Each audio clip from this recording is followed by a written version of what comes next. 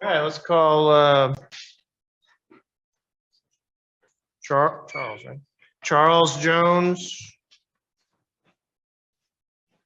on page 13. You waiving his appearance today? Actually, Your Honor, because it's a final pre-trial, I wanted to make sure he wasn't. Oh, you're right, it is a final pre-trial. He was present. He walked out the vehicle real quick to forgot. get his medication and he's coming back. Anything we can get done before, while we're waiting for him to come in, or you want to wait?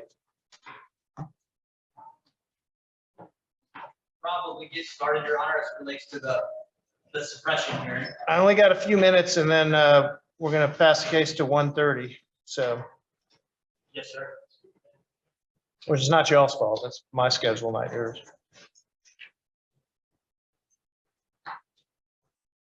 What time do you need to end, Your Honor? About 10 minutes.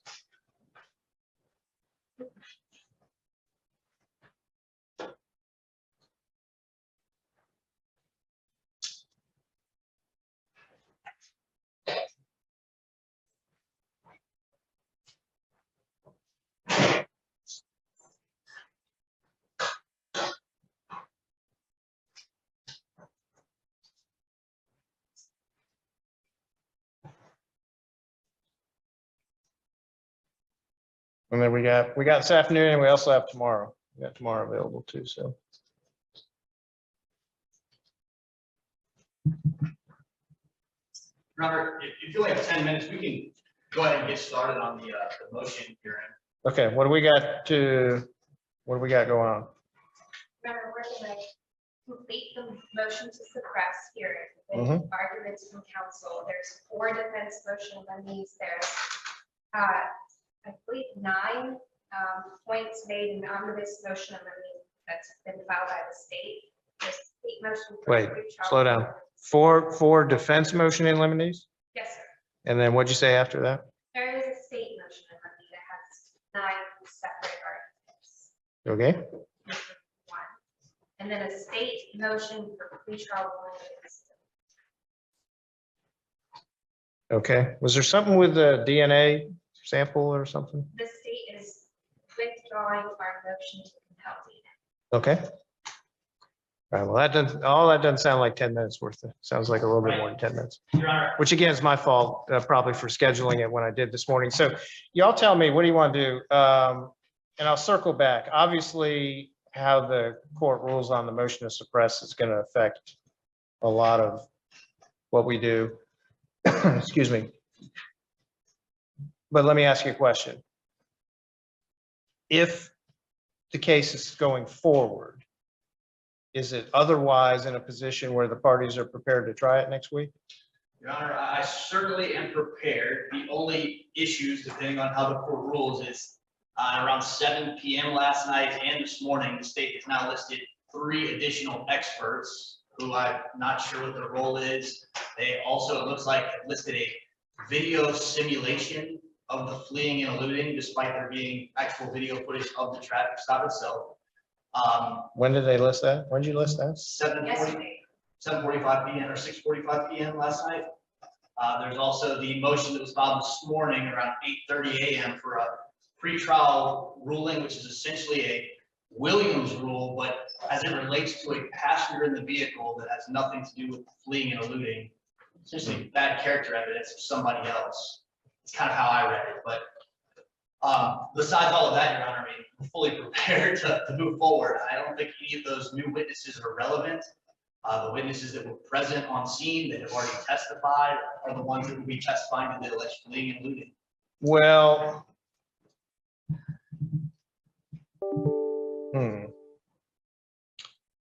here's what my inclination is to, because obviously we've got rather significant things we need to talk about, is that we do all this tomorrow.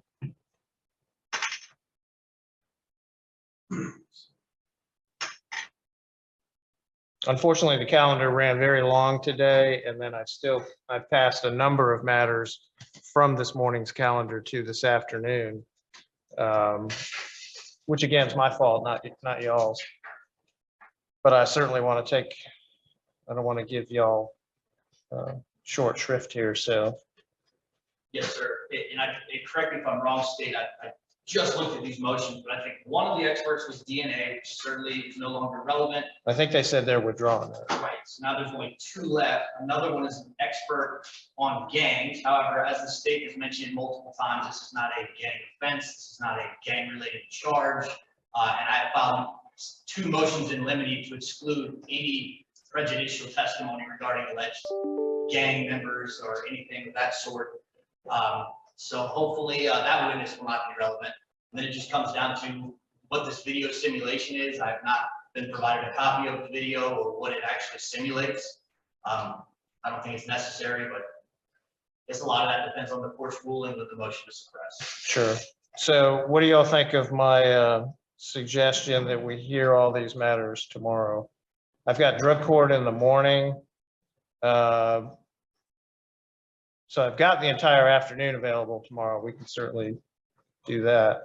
Your Honor, and I only say this because it may be a case that's familiar to Your Honor, but I'll be. A case what? I'm sorry. A case that's familiar to Your Honor. I'll be in homicide depositions in Otis Anderson Senior all day, but for the afternoon, I will get coverage.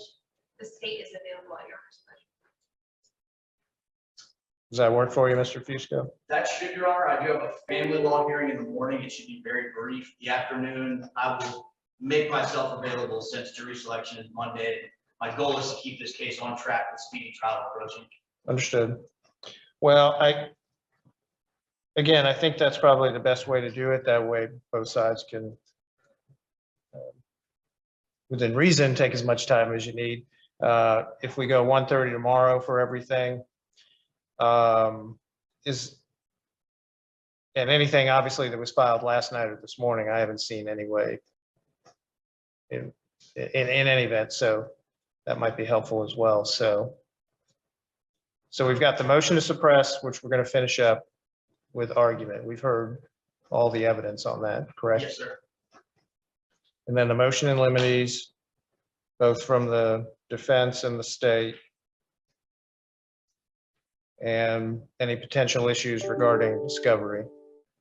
Yes, sir, that's correct. And for the finishing the motion to suppress, that should be very short, at least from my perspective. I think the main focus will be on probable cause, as I had mentioned. The motions in limine, I'm going to probably consent to at least 4 out of the 7 or 8 issues the state has raised, which are the standard motions, Halliburton, and things of that nature. Right.